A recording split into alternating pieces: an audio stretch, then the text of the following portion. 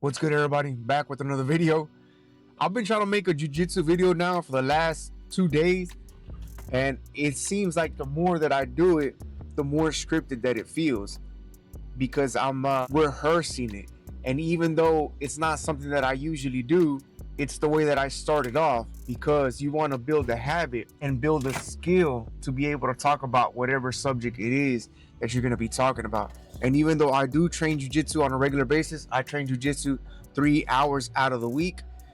It's not something that I spend a whole lot of time talking about. Even creating content is not something that I spend a whole lot of time talking about. What I usually talk about is personal development and gym because that's what I do. And that's how I started off making these videos. I started off making these videos about making montage style workout videos, which weren't really what I had in mind when I first started making these videos. When I first started making these videos, it was more about personal development and becoming better as a person. And that was for me to become better as a person. It was never intended to be put out there at first. It was one of the things that I knew that I was going to have to do at some point, because in order for me to step out of my comfort zone, I had to begin to put myself out there more and more, and not just to people in my immediate vicinity, but push past that. And so I'm getting a little bit distracted here because I'm supposed to be talking about jiu-jitsu, but jiu-jitsu is something that I've also had to learn. And the reason that I had to learn jiu-jitsu is because I kept receiving multiple threats on people that were threatening to beat me up.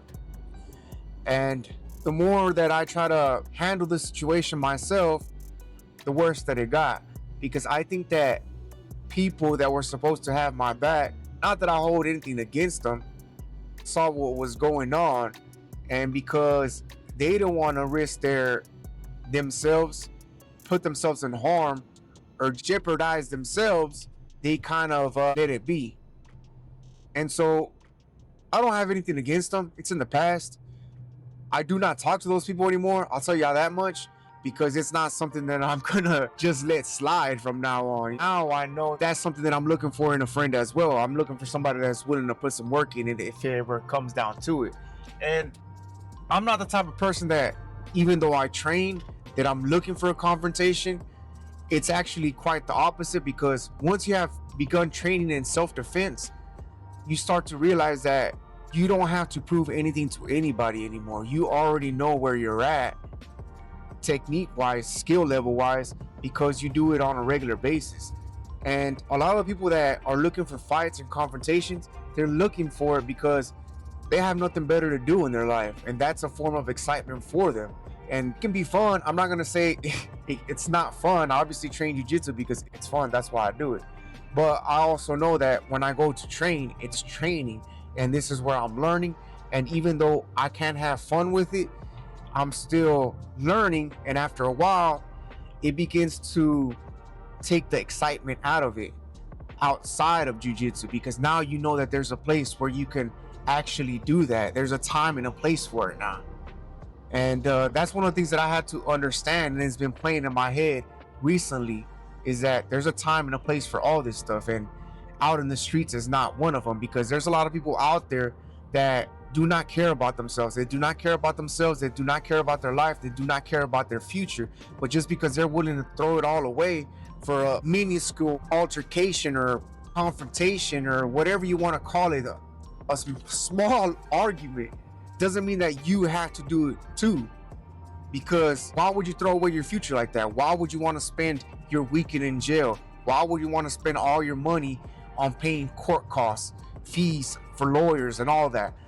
And so I know that there's a lot of people out there too that they might act like they want to fight, but they don't really know what it's like until they actually feel a blow, because it doesn't feel good. I can tell you that much. It does not feel good.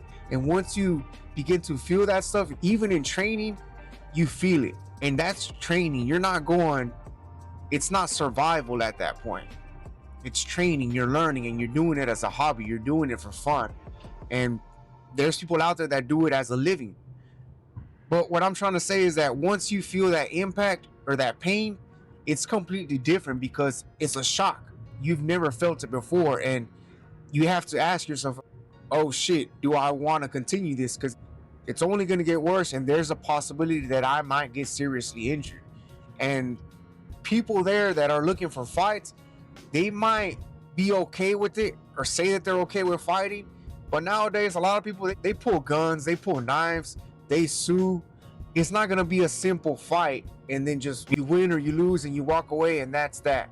It's not going to be that way. I'm trying to figure out the word. I'm looking for a word here, but there's a possibility of jail time. Let's just put it that way, because I was overthinking it. So training self-defense is definitely something I do recommend, because you don't want to just focus primarily on the gym and think that you be overly confident that you are capable of defending yourself. Just because you're strong and you've been training at the gym for years doesn't mean anything. It's completely different when you put yourself in that environment, when you put yourself in that situation. You start to realize that it's not all about strength. It's not all about strength.